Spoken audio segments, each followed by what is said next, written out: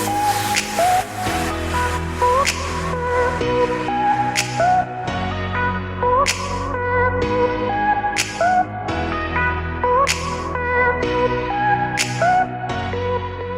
to all the debt warriors listening, and welcome back to another episode of Millennial Debt Domination.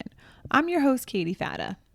A debt management plan is carried out by a nonprofit credit counseling agency such as Navicore Solutions that helps you lower your interest rates and monthly payments depending on which credit accounts you have.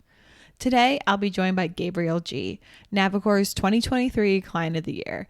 Gabriel completed his debt management plan in July 2023 and has been debt-free ever since. Gabriel and I will be discussing his situation before he started the program, public student loan forgiveness, his plan for staying debt-free, and much more. Now, let's get to my interview with Gabriel.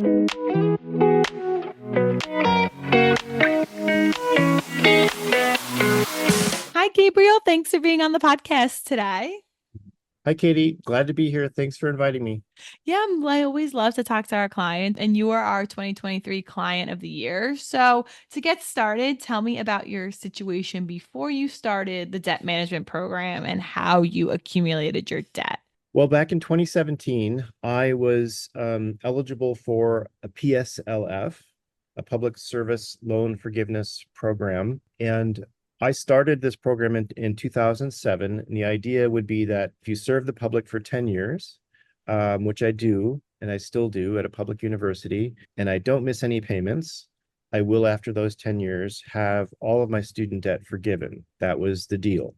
So I began to make my payments. I lowered my payments with that in mind, didn't miss one. And then when I went to apply in 2017 during the last administration, I and 99% of all other eligible applicants were denied for reasons that were not really explained. They were kind of, it seemed fabricated. And that was devastating to me, that the government wasn't going to honor the promise it made. And at that point, all of my financial planning went out the window. I was really in need of that PSLF. My daughter, who was born in 1997, just started university. I was having a really hard time paying for that. I had to sell my house to pay for that. But I was okay with it because I thought, well, in 2 years, I will be able to get this loan forgiveness, which didn't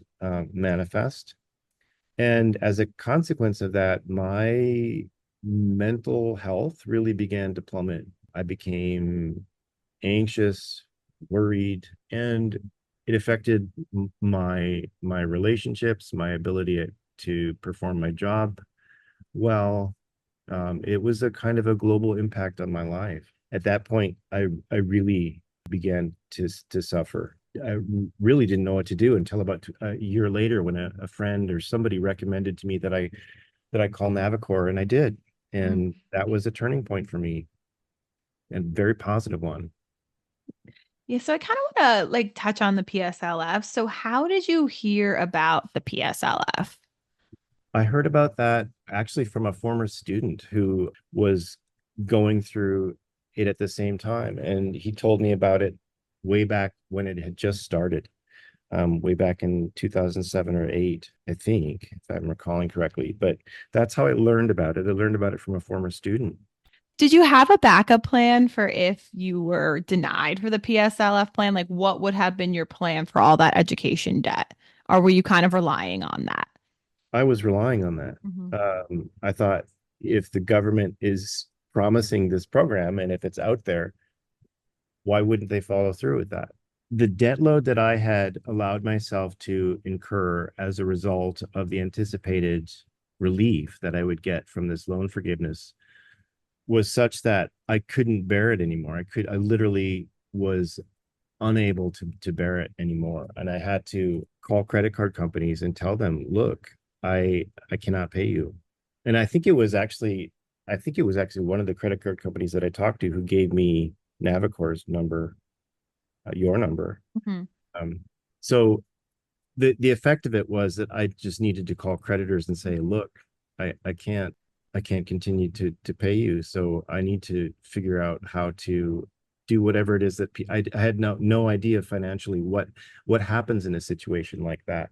I didn't know that there were debt companies, not-for-profit debt companies out there like that. I just had no idea about any of that stuff. So my first step was just talking to my creditors and saying, I am in a bind that I didn't anticipate because something that I was counting on fell through. How did you determine what financial steps needed to be taken next after you were denied for the PSLF? Calling credit card companies. In this case, it was 4 or 5 credit card companies that I'd maxed out credit cards because that was like, it's a ridiculous thing to do. But I was doing it to pay basic life necessities. In part of this was that the difficulty was compounded by my daughter being in college, and the college board kept on increasing the amount that they were asking me to pay, and it went up from $20,000 a year to much more than that. The steps were basically contact creditors and tell them that I'm in dire straits, and then that's when I learned of Navicore. And once I learned of Navicore, the payment structure that you all devised for me was doable. It was something that I realized I could basically, after 5 years, crawl out of this debt. And it allowed me to work my way back to not only like financial, like well-being, but mental health and social health. And I began again to be productive at work and stuff like that. So Did you ever find yourself reapplying for the PSLF? I did. I think I applied for it twice. I did go ahead and eventually, I think a third time I reapplied, and that was during the current administration, and they honored it. They honored the PSLF. In the meantime, I had paid, I think it was 27,000 extra dollars that I didn't need to pay. I should have gotten it in 2017, and I paid from 2017 until 2022. So I did reapply, and it changed my life. It really did. How did it feel to have your application accepted after you had initially been denied? I broke down crying. Mhm. It was, I'm just thinking about it now. It was deeply affecting. It affected my life. It affected my daughter's life. It affected the life of my parents and my whole family. It allowed me to get like literally to drive and fly to see them and to reconnect with people. It was global. It really impacted all aspects of my life. But yeah, no, it was huge. I remember calling people. I remember being really emotional about it. Still, when I think about it now, it was huge. Is there any shame associated with that? And if so, did you feel shame surrounding your debt? At first I did. No, at first I did. And then when I began to research the companies that were denying the PSLF, and I realized that no, I don't need to feel shame about it. Those are predatory, in my opinion, those are predatory lending practices. And I don't feel any shame about having to make my way through that minefield. So no, I don't feel any shame about that at all. There are lots of things in my life that I have done that I feel shame for, but that's not one of them. So when you first heard about Navicore, were you kind of skeptical? Yes, very. This is too good to be true. Why would people Right. do this? And I didn't understand that. I just didn't understand that there is an aspect of financial industry that works in that particular way. So Yeah. yeah, I was really skeptical at first. Yeah. Yeah. So let's talk about your initial call with Navicore. What was the deciding factor that led you to reach out to us? And what was the first call like?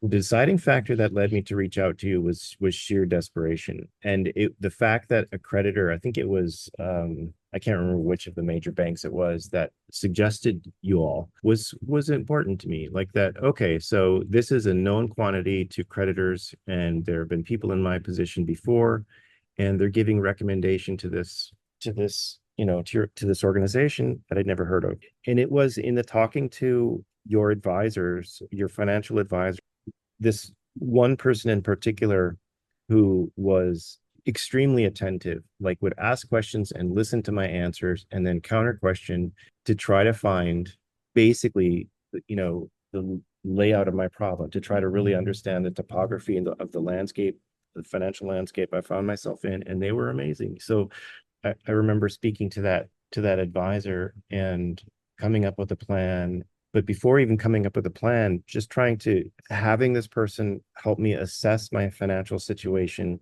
I began to realize as the conversation unfolded that these people were real. They seriously want to help me.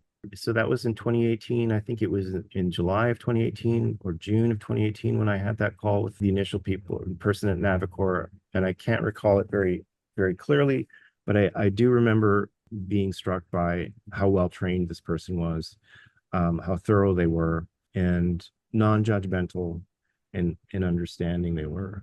So it was huge. So after that call, were you like, okay, let's do this. Let's start tackling my debt. Yeah, Uh-huh. absolutely. And the effect of that was immediate. I didn't feel like I felt like, okay, I can actually breathe and I can start treading water. I was drowning, literally, like not literally, but it felt like I couldn't breathe, I couldn't move, and it felt like I was like literally going under. It was just an awful feeling. And that conversation with that person literally changed my life. That's not an exaggeration. An extremely important conversation in my life. You finished your debt management program recently after 5 years. How has your life changed since you've completed the program? It's been, it's been huge. That and the fact that the PSLF was finally honored was deeply important to me and to my friends and to my family and to my coworkers and to my students. My mood lifted, my ability to think about things other than my own financial woes lifted.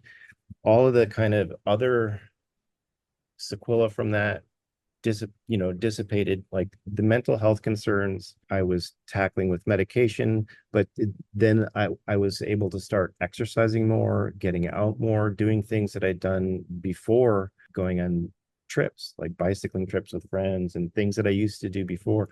Obviously, in there was the pandemic, which had its own effects on all of us. So it's hard to disentangle all that stuff. But, the general effect was that Navicore's helped me maintain my social connections, not just maintain them, but to increase them, bolster them. And in the doing of that, my own sense of well-being increased as well. The effects of Navicore on my life weren't just financial. They had to do with my mental health.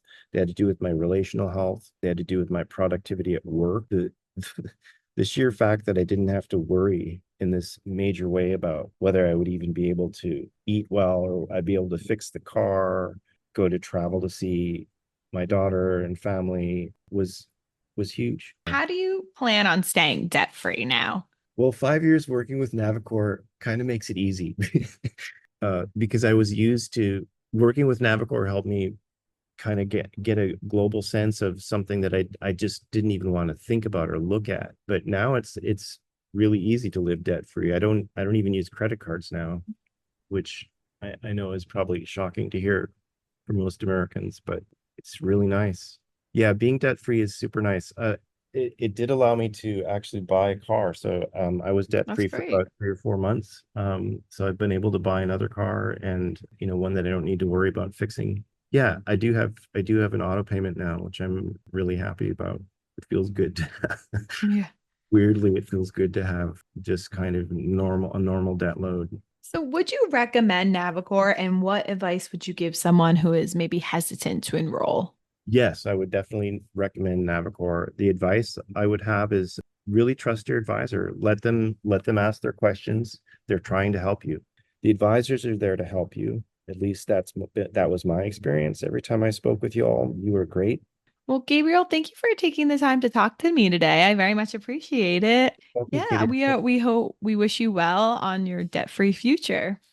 Thank you. I appreciate it, Katie.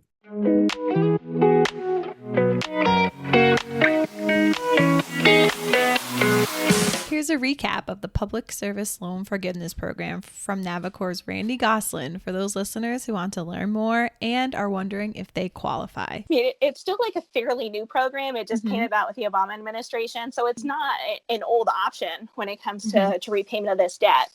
So with the Public Service Loan Forgiveness Program, it's really having the government push the new people into the workforce, into the nonprofit sector. So after making 120 qualifying payments, the remaining balance for the loans can be forgiven. So let me kind of break it down this way. Okay. So when you think of a qualifying payment, there's three major things that need to come in, and all the stars need to align between these three different things. So the first one is working for a nonprofit organization. Right? It does not matter what type of position you do for a nonprofit, as long as you are employed with a nonprofit organization. There is a certain amount of hours that need to be worked per week, but if somebody is doing 2 part-time jobs with a nonprofit status, I mean, that can even be qualifying for this type of payment. So it really is flexible, and it can be intermittent. So with a job, thinking right out of the gate, maybe get a job at a nonprofit, work there for a little bit, decide that there's a better option or something that you want to do that's going to switch to another nonprofit, you can change employment as long as they're both nonprofit. Right. Okay. So it doesn't need to stay the same for the full 10 years. Obviously, that'd be a long commitment. Yeah. All right. The second type would be the right type of loans. So only direct loans are eligible for the Public Service Loan Forgiveness Program. All right. So that's really big too. They've seen a lot of people have what are called FFEL loans. Federal Family Education Loans. That was the old student loan system that they used. Thought they were making payments for the Public Service Loan Forgiveness Program, found out they didn't have the right type of loan, and none of their payments were qualifying. Right? So that would be a real bummer, right? Thinking that you made the payments for the 10 years and whoops, that just wasn't happening. Right? And the last thing would be the right type of repayment option. So all the income-driven repayment options would be eligible for this public service loan qualifying payment. What you have to do is wait till you have 120 of those qualifying payments, and that's when you apply for the Public Service Loan Forgiveness Program. A lot of people think, hey, I'm making this payment right now. I'm in the forgiveness program, but you're not, right? You're not in that forgiveness program until you apply for it with those 120 payments underneath your belt. You're making the payments for that during that time, but you're not in any specific repayment option. One of the things that you can do along the way is make sure that your qualifying employer does fill out the employment certification forms, get those into your student loan lender so you can keep track. So it's not 10 years and you're like, oh my goodness, where was I working at that point? Let me contact HR there. Right. It really just makes it a whole lot easier. So think of the type of work, the type of loans, the right payment option, and that has those 120 qualifying payments. The positive thing about that too, just to kind of, say one of another benefit is that whatever is forgiven after those 120 payments is not considered taxable income. What happens is if somebody is on an income repayment option, right? So they might have a 20, 30 year repayment time. After that time, if there is a balance on those loans, whatever is forgiven is considered taxable income. So someone might have a huge IRS debt due at the end of that tax year versus someone who had that public service loan forgiveness program who didn't have to worry about the taxes. So that's like a huge benefit right there. It's always great talking with Navicore clients and hearing how they've had success with the debt management program. Gabriel felt discouraged once he got denied for the Public Service Loan Forgiveness Program, and his financial plans went out the window. This also led to a decline in his mental health, and he ultimately decided to reach out to Navicore for financial help. Gabriel felt encouraged after his initial call with a Navicore counselor and knew from that moment he would be able to conquer his debt. Since completing the program after 5 years in 2023, Gabriel has successfully been able to live a debt-free life. Navicore provided financial education and support to individuals and families just like Gabriel for over 30 years. Take the step to get your finances back on track. We are here to help.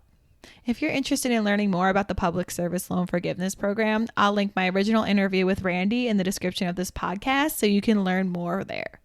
With that being said, that wraps up another episode of Millennial Debt Domination. Don't forget to subscribe to the podcast wherever you're listening. And if you're listening on Spotify or Apple Podcasts, please rate us there. I'll talk to you next time, Millennials, Gen Zers, and everyone else listening. Bye.